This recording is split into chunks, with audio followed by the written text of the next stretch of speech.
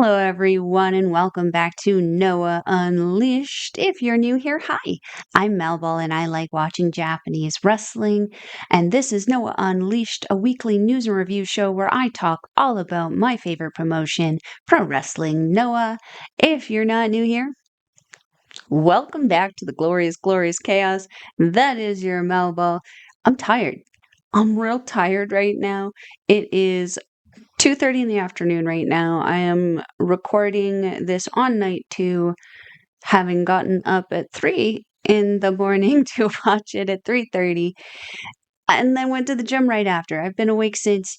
I'm doing my best to try to make it to the end of the day. So, we're going to talk about night 2 here today. But before we get into that, I need you guys to like the video, subscribe to OLE, and turn on notifications to be alerted every time we drop a new video. So, without further ado, let's get into this episode, you guys.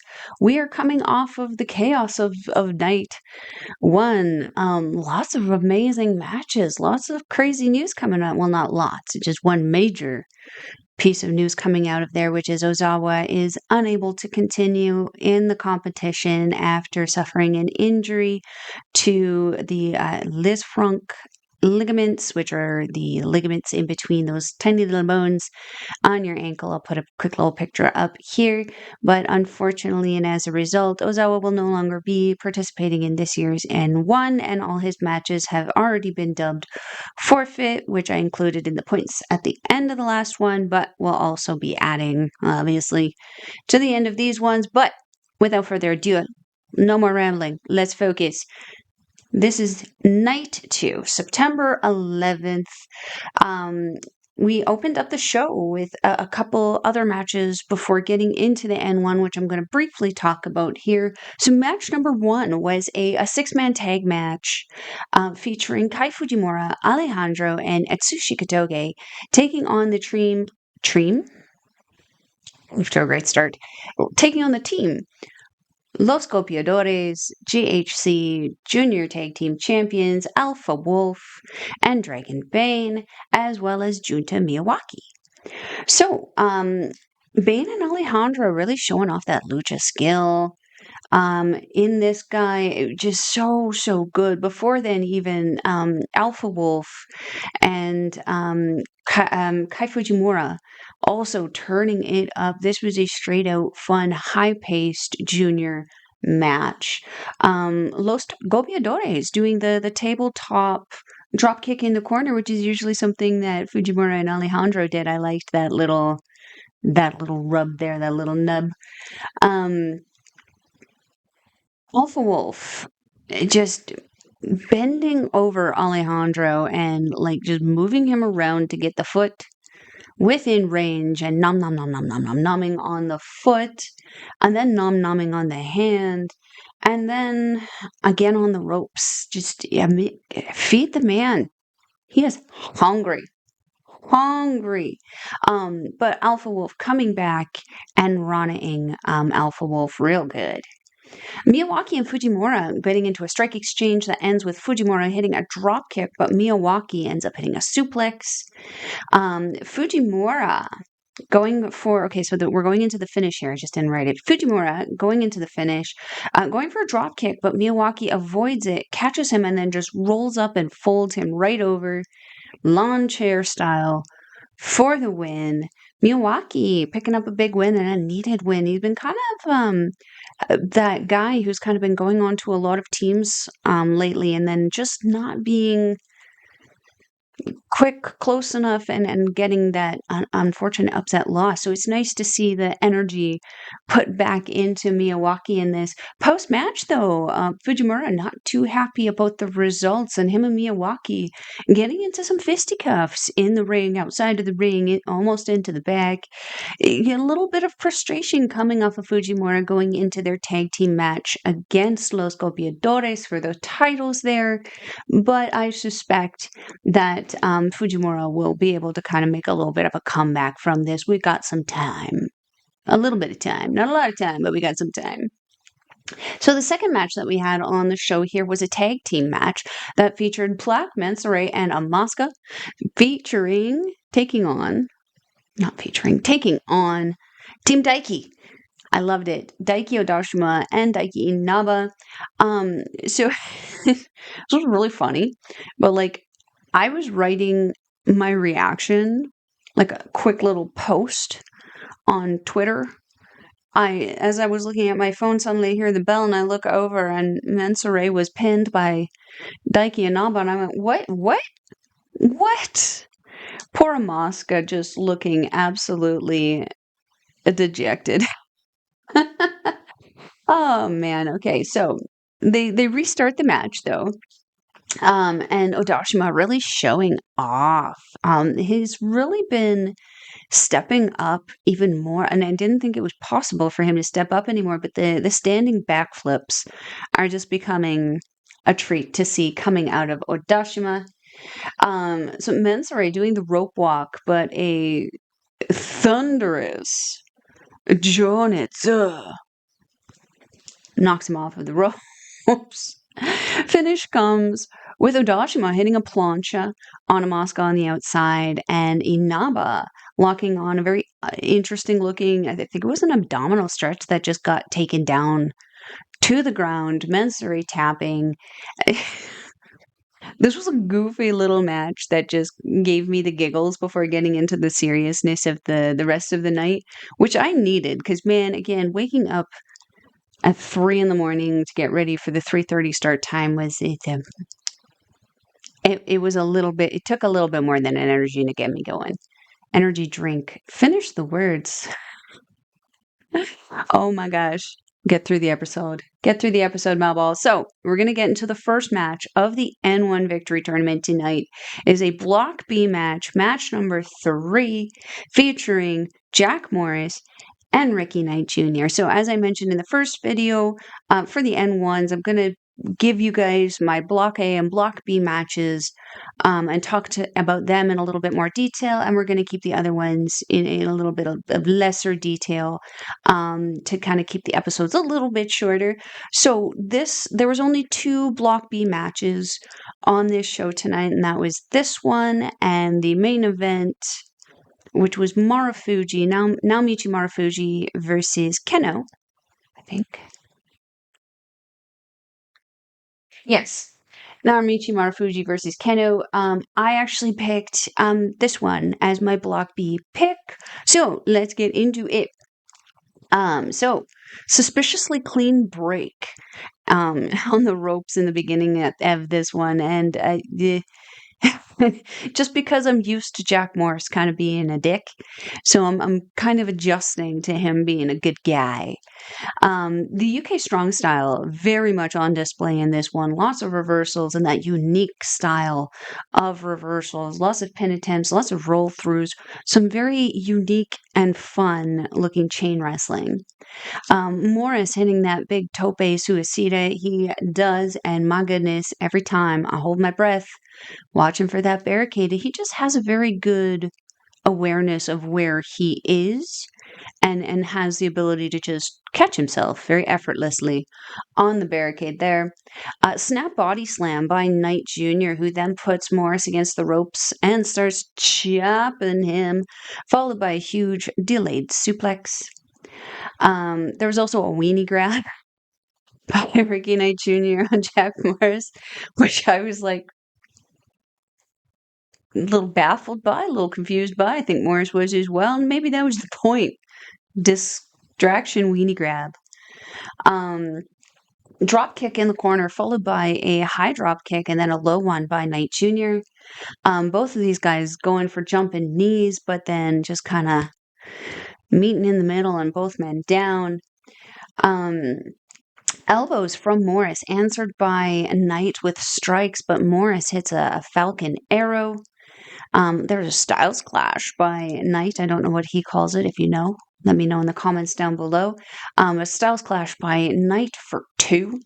So we're going to go into the finish here, you guys. The finish comes with a hook kick and forearm to the back of the head by Knight Jr. on Morris, but Morris is able to reverse into a big old power bomb for the win and 2 more points. Post-match, Morris asking for a handshake. Ricky Knight Jr. kicking the hand away and giving a hug instead because sportsmanship. We like to see sportsmanship. Yeah, very, very fun opener. As I said, this was my match of Block B. It was a very, very fun match to kind of kick off the N1 tournament this evening. So without further ado, let's go into match number 4. And that was a Block A match featuring Kazuyuki Fujita against Daga with Yoshitatsu. So, Fujita starting off with a more amateur kind of styling, just like he did in the match before against Sasaki. But Daga kind of worked that out of him real quick, picking up the speed, lighting up Fujita until Fujita pulled out the big boy card and started putting Daga down with shoulder blocks. Tatsu on the apron, but he gets punched by Fujita, and Daga smartly takes advantage of the situation. But the finish comes with Fujita hitting a just big old stacked power bomb on Daga for those 2 points. I was rooting for Daga in this one so badly because he is my MVP of the block and I think of the entire tournament.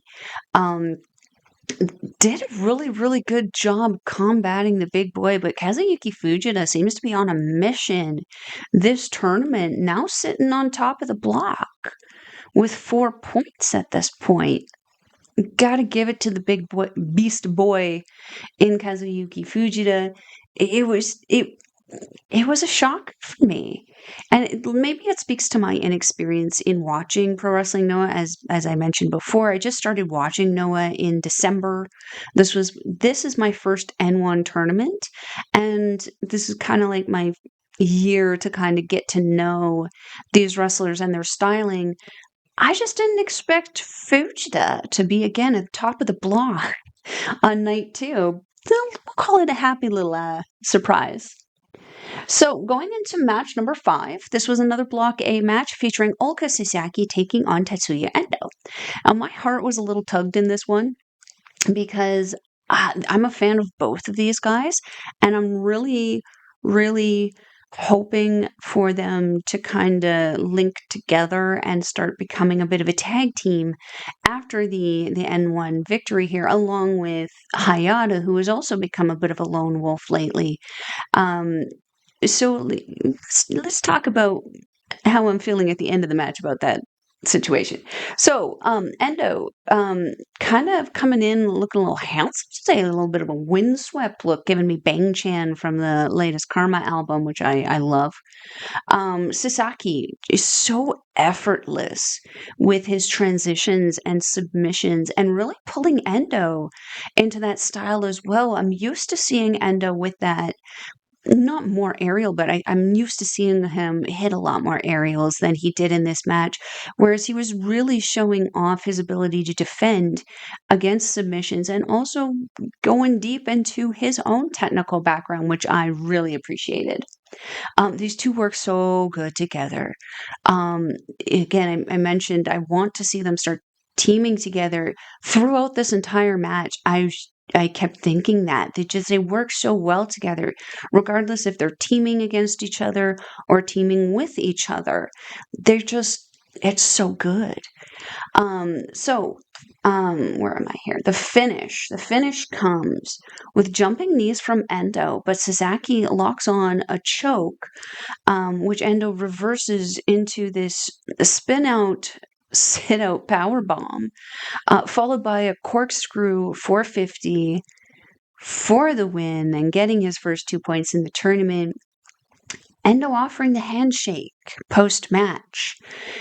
And Sasaki answers with a strike to the face. And I feel like this dashed my hopes a little bit of having Endo and Sasaki team together. Endo doesn't seem particularly, too negatively phased by it, I think. He just kind of like, okay, cool, all right, whatever. And kind of pieced out. I feel like this might be like Sasaki's way of saying I like you. Like, he doesn't seem to be a man of many words. In the ring and out of the ring, he kind of lets those actions kind of speak for him, whereas Endo kind of does a little bit of combination of both. again, I'm still hoping that there can be a teaming between these guys and that the slap in the face was Sasaki's version of a handshake. So from here, we're going to go on to match number 6. Another Block A match featuring, and the one I was kind of scared to talk about because I'm already struggling with words. I'm going to have to take it a little slow on this one. So this is match number 6, Block A. Kaito Kiyomiya taking on Masa Kitamiya with Yoshitatsu and Tadasuke. Interesting. We only got Tatsu with Daga earlier. So interesting. So let's get into it, you guys. This was actually my Block A pick of the night. So there's a little bit more details on this one. So let's get into it. So Kitamiya out and intimidating the crowd as per usual. And this is something that I am absolutely loving about the chairman now. He gets into the crowd, starts yelling at crowd members who have Kaito's little flag. And then Mensore and Odashima, of course, go in there to try to defend the fans, and Kitamiya beats the crap out of them and leaves them in a heap outside of said fan. I love it. I absolutely love it. It's so dastardly. It's so mean. It's so rude. And it's just so perfect. Also, just to bring up again, the perpetual look of disgust on Masa Kitamiya's face. It's relatable. It's so relatable. So, one more thing before we get into the actual match. Kiyomiya, Kaito Kiyomiya, his coat shedding worse than my dog. My goodness, he got in there and all you could see was feathers floating around. So Kiyomiya hitting his drop kick, kip up combo, but Kitamiya, not willing to be outdone, does the same thing, drop kick, but instead of a regular kip up, he does that roll through head spring kip up because F you, Kiyomiya. I love it. Okay, Kiyomiya going for a body press, but Kitamiya avoids and then drives the face all the way down. Kitamiya getting distracted by someone in the audience and then proceeds to beat up Mensore on Odashima again. Just playing with banners and stuff. Feeling like the distraction is a little bit of a foreshadowing at this point, but it ended up not really being, but me being suspicious. Don't be suspicious. Don't be suspicious. I have to be suspicious. So huge missile dropkick by Kiyomiya to Masa Kitamiya. Kitamiya follows up with a double underhook suplex do. Kitamiya activates Crazy Kaito. I don't know why you guys keep doing that. Leave it alone. I love Masa Kitamiya. We love our overlord chairman, Masa Kitamiya, and the restriction of water practices. We don't love the unhinged, feral, crazy look on Kaito Kiyomiya's face when crazy mode is activated. So hitting a pair of jumping knees and a spinning heel kick to Kitamiya. And then hitting also a double underhook German hold for 2 on Kitamiya.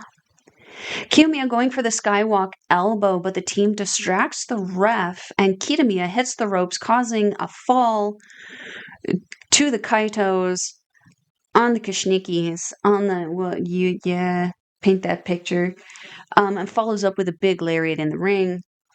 And the finish comes with the pile driver for 2 by Kitamiya on Crazy Kaito, followed by the stranglehold, which forces Kiyomiya to tap out, and then Masa Kitamiya yeets the defeated Kaito Kiyomiya to the floor where the fans who he antagonized at the beginning are, and just points and laughs.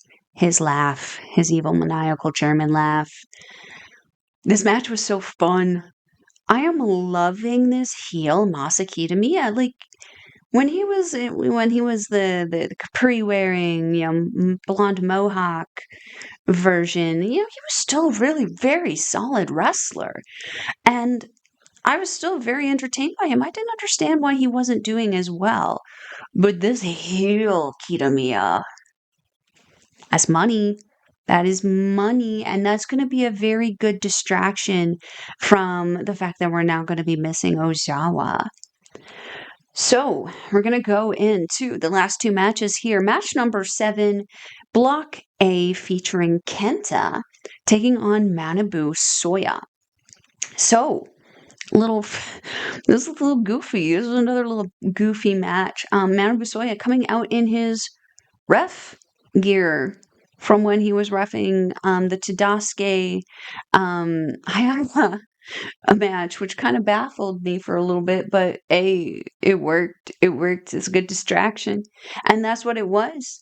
And it was interesting too to see him significantly not jonitsu at all, remaining calm, collected as a ref would and should in these situations. Once the match starts, he proceeds to do the checks on Kenta, much how the ref officiating already had, and then goes for a roll up when Kenta turns around. It was really funny. At one point, Soya is trying to remove the clothing on the outside of the ring there. Couldn't really see it, but Kenta does take advantage of the fact that Soya is probably tied up in his pants and starts kind of kicking him and beating on him a little bit on the outside. And Soya muscling Kenta into a suplex, just so good. Avalanche driver by Soya, followed by a Death Valley driver as well. Kenta hitting that dream killer, followed by the John Woo and a double stomp, but only gets a 2. Kenta with another John Woo, and this is where Kenta messed up. Hitting the John Woo, going for the pin, but instead of taking the potential win, lifts the head of Soya and feeds him a few more kicks, but ends up eating it started from kneeling and ended up standing lariat from Soya. And then the finish comes with Soya hitting a jumping Jonitsu DDT on the champion for the big win in 2 points. The Jonitsu boy is on the board, you guys. So excited. This was a good match. This was a good, solid match. And I was interested to see the rearrangement of the matches that have happened since the removal of Ozawa.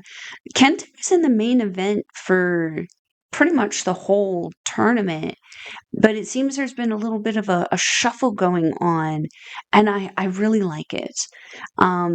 Just because, as long as the champion's on the show, I'm happy. He doesn't always have to be in the main event. And we ended up with a phenomenal main event that I'm going to talk about in 1 second. But also, what I wanted to mention is it's interesting to see the champion, night 2, and no points on the board yet. That being said, if the N1 is similar to the G1 that happens in New Japan, there's always a Cinderella story in every block. I'm curious if Kenta is set up to be the Cinderella story in this one, and he's going to clean house with the rest of his matches, and then maybe the tiebreakers end up like these 2 losses being a tiebreaker or something for points in the end that would give somebody else a different shot going into the finish here, like Masa Kitamiya. But yeah, very, very interesting match, but I am loving how it is all flowing together. So, as I mentioned, we're going to talk about the main event tonight. Match number 8 is a Block B match featuring Naomichi Marufuji taking on Kenoh, and this is a rivalry that, it's so cliche, but the fight forever thing is something that I would actually love with these two. They have such a chemistry that just transcends. I absolutely love the dynamic that they have, regardless if they're teaming together, regardless if they're against each other. It's so good. So let's get into it. So these two beat the living shit out of each other. They beat each other at strikes, kicks, knife edge chops, the whole shaboodle and more. It was great. The crowd, in the crowd, both men doing the absolute most, which given the night before's events, the odd choice, but they did what they did and they were unharmed for the most part. But I thought it was a little odd, and at that point I also noticed Odashima looking a little stiff, not moving quite so quickly. Must have taken quite the beating from Masa Kitamiya in the matches before. I really enjoyed this match. I actually enjoyed this match more than I enjoyed Marufuji versus Kenta for the title. This match felt like a title match. The desperation in which these two were fighting, and just the emotion that they were able to give in this one. It was intense and fed to the crowd quite a bit. The chops from Marufuji, the kicks from Kenoh back and forth were just the noise that both men are able to get off of their respective arsenal. Marufuji with the chops, ouch. Kenoh with those kicks are just brutal. There's a hook kick and jumping knee by Marufuji, followed by a Shininui 4-2, which is that like sliced bread in the corner. The finish comes though. Kenoh going for his umpteenth double stomp. He did a lot of them in this match. When he back rolls off of it, Marufuji rolls with him, stacking the legs, very lawn chair pinning Kenoh for those 2 points. And boy, howdy, was Kenoh pissed, livid, screaming the whole way out of the auditorium, and rightfully so. Very sudden, very smart ending that Marufuji was able to pull out there. Really, really cool. Really, really interesting way to end the night.